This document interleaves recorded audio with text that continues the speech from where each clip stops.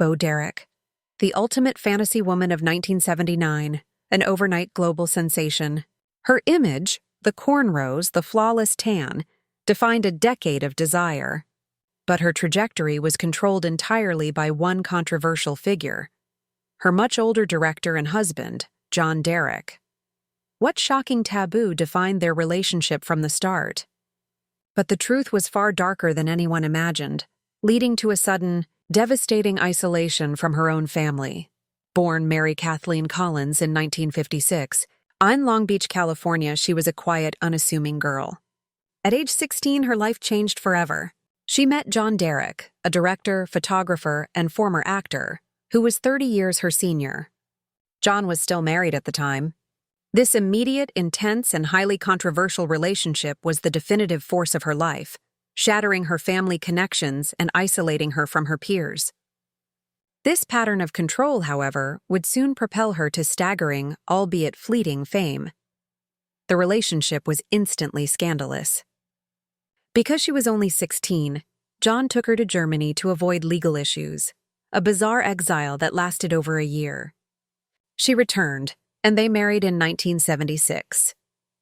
John meticulously managed every aspect of her image and career, completely rebranding her as Boderek. The payoff came in 1979 with the film Blake Edwards' 10. Her brief but iconic scene made her an instant, unprecedented sex symbol. But John was determined to control the narrative. He directed her in a series of highly stylized films, including Tarzan, The Ape Man, 1981, and Bolero, 1984. Films that critics savaged but that John insisted showcased her beauty. The quality of the movies was irrelevant. They were vanity projects that cemented Bo's image as an untouchable fantasy. Little did she know that her complete reliance on John, the man who controlled her image, her money, and her career, was setting her up for a devastating fall when the spotlight finally faded. By the late 1980s, the critics and the public grew weary of John's projects. Her films were box office failures, earning her multiple Golden Raspberry Awards. The fantasy was broken. The ultimate revelation, however, was the profound loneliness of her reality.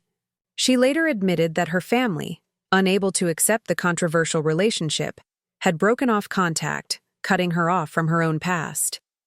The woman who symbolized ultimate desirability was emotionally isolated, tied completely to a man whose vision of her was rapidly fading into irrelevance. The cost of the 10 fantasy was her real life. Bo remained dedicated to John until his death in 1998. His loss was a crippling blow, forcing her to finally forge an identity outside his protective, restrictive vision.